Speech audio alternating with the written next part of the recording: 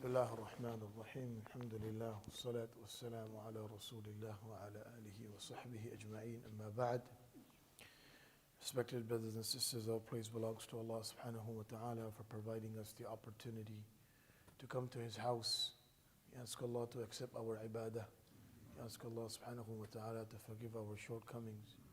We ask Allah subhanahu wa ta'ala to grant us the khair of this day. And we ask the Almighty Allah to protect us from the evil. Amin ya Rabbal Alameen. The benefits of fasting in the life of a believer.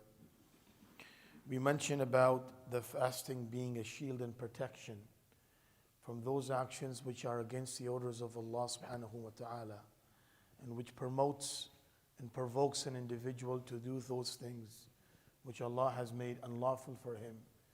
Through the channel of fasting, a person generates and he develops a protection for himself.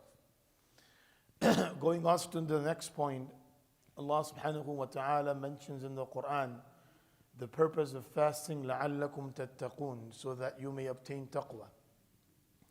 And Rasul sallallahu alayhi wa sallam said that Allah subhanahu wa ta'ala says that الصَّوْمُ لِي وَأَنَا أَجْزِي بِهِ, that fasting is for me and that I will give the reward solely from me. The people will get the reward only from me for fasting. Now these two elements are ikhlas and taqwa in the life of an individual, which fasting develops. As long as this fasting has done with the right way that Allah subhanahu wa ta'ala has ordered us. So first and foremost thing is taqwa. What is this? This is the ability that develops in the heart of inside of an individual, which makes him aware of Allah at all times.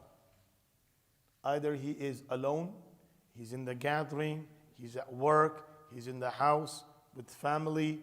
Every single place that this person is, the person who has achieved and he has developed taqwa in his life, this person is conscious of Allah subhanahu wa ta'ala. Before he does something, he always remembers that in this action of mine, do I have the order of Allah involved or not? His life is entirely governed by the commands of Allah subhanahu wa ta'ala. This is the benefit of taqwa. Why?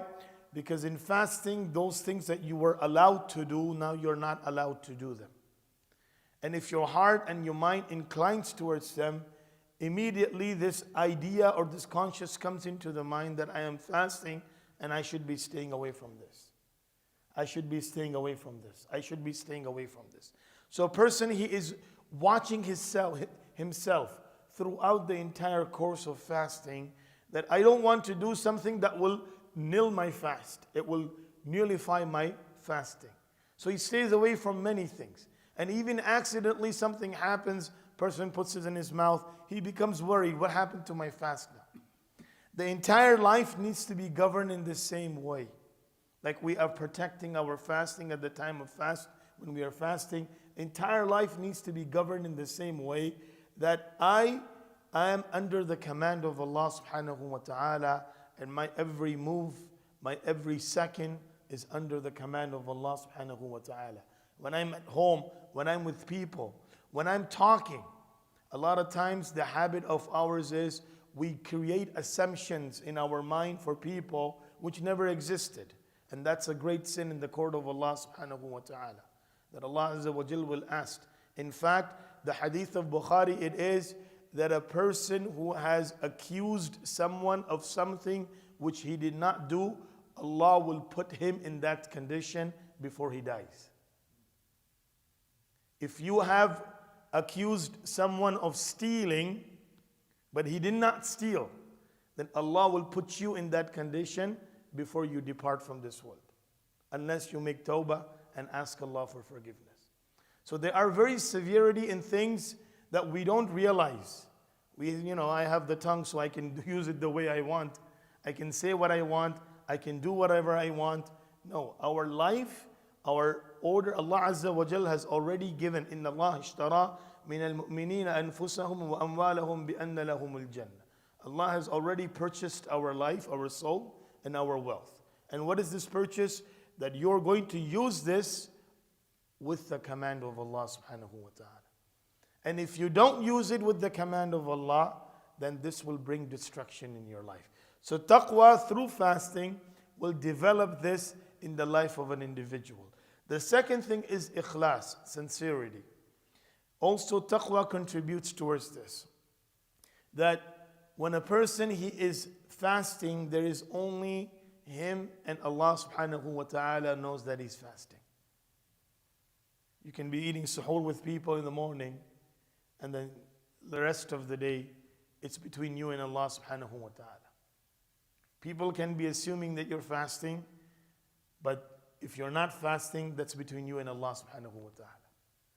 So when a person in that ibadah, which is between him and Allah only, then this ibadah develops the ability for him to do rest of his actions in which that people see that how can he differentiate and he can separate the intention of people and to do it only for Allah subhanahu wa ta'ala. As long as these actions, the fasting is done according to the commands of Allah Azza wa Jal. So as we go through the channel of benefiting of fasting, similarly we will talk about the adab of fasting. How do a person needs to do fasting? When we fast, what do we need to stay away from? How are you supposed to start your fast? So inshallah, we'll continue on this. We ask Allah to grant us the understanding. We ask Allah to give us the ability to do those things which are under the commands of Allah and save us from our own nafs and the deception of shaitan. Ameen ya Rabbal Alameen. Jazakumullahu khairan. Subhanallah wa bihamdihi. Subhanakallahumma wa bihamdik. Wa nashhadu an la ilaha illa anta nastaghfiruka.